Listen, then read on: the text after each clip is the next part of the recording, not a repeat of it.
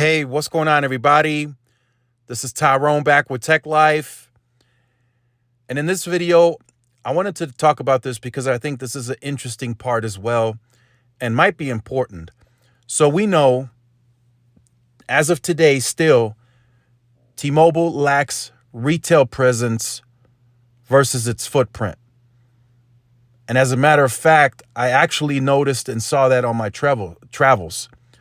Some of the cities, smaller cities in between where I was traveling, had T-Mobile coverage, but no retail locations whatsoever. So they're still working to try to catch up to that footprint with retail distribution. They're closing that gap daily. Of course, the Walmart partnership helped that tremendously, and then Best Buy as well. So when they closed the Sprint T-Mobile merger, they started converting or renovating Sprint stores to T-Mobile stores. That immediately, in a lot of markets, bigger markets, gained them more stores versus the competition. And I can confidently speak on El Paso and Las Cruces. I worked in Las Cruces for 2 years, and I can confidently tell you that T-Mobile now has more stores in both markets than AT&T and Verizon. And that happened very quickly. It was almost overnight. T-Mobile now has stores within walking distance of each other. Now, is that necessarily the most efficient way? Likely not. But to my understanding, some of the leases that Sprint still had were 3-4 years out, and it likely is cheaper just to keep the doors open versus breaking the lease, to my understanding.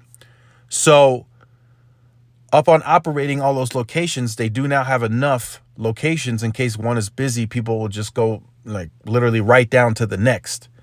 Whereas if that store is busy, potentially that customer now goes to a Cricket store or T-Mobile, Metro by T-Mobile store or whatever is more closer to that vicinity. That's just kind of how customers work. They don't want to travel another 15 miles or so to get to the next store if your location is that busy.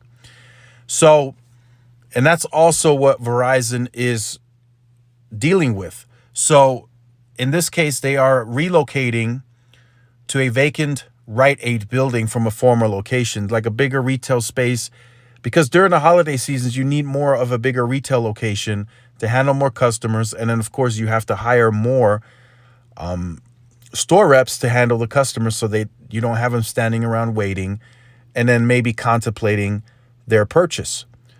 So, and that's something that T-Mobile is going to monitor and see in terms of having all these newer retail locations from the Sprint merger.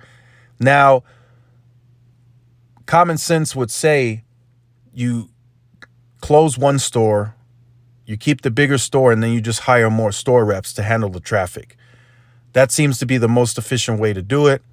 But sometimes, if there's enough traffic, if you have enough market share, having that many stores could be beneficial in terms of growing, because you now have stores, pretty much everywhere. And if you have a good brand, you just very quickly capture the market because you have stores all over the place.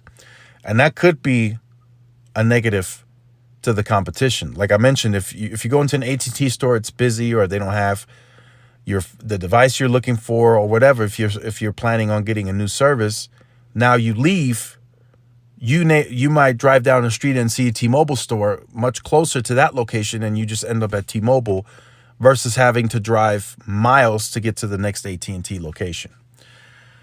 So let me know what you guys think about this. Do you guys think having more of that retail distribution within the markets now, where they gained a lot of the Sprint stores, is going to help T-Mobile? Or do you think it's just very inefficiently having that many stores, having to pay all the labor, having to pay to keep the lights on? Let me know what you think about that in the comment section down below. Again, personally, I think it's going to help them. Maybe 5-10 years from now, that may not be the case. They may trim that down, less stores. But for now, I think handling all that Sprint traffic versus having, prior just having to deal with the T-Mobile traffic. Now, all that additional customer base, handling that with the additional stores could potentially help them. And then, like I said, in terms of growth, if you have a store, everywhere, so to speak, you're more likely to have that customer come to you if they had a bad experience at the previous at the competition, or the competition didn't have the phone, or they didn't like the pricing. Now you're right there to intercept that customer. So again, let me know what you think about this in the comment section down below. Look forward to reading your comments. Make sure you guys like, share, subscribe to the channel, hit the notification bell so you are notified when I do upload content. Make sure to follow my social media outlets for more updates and interactions. Thanks again for watching. See you guys in the next one. Peace.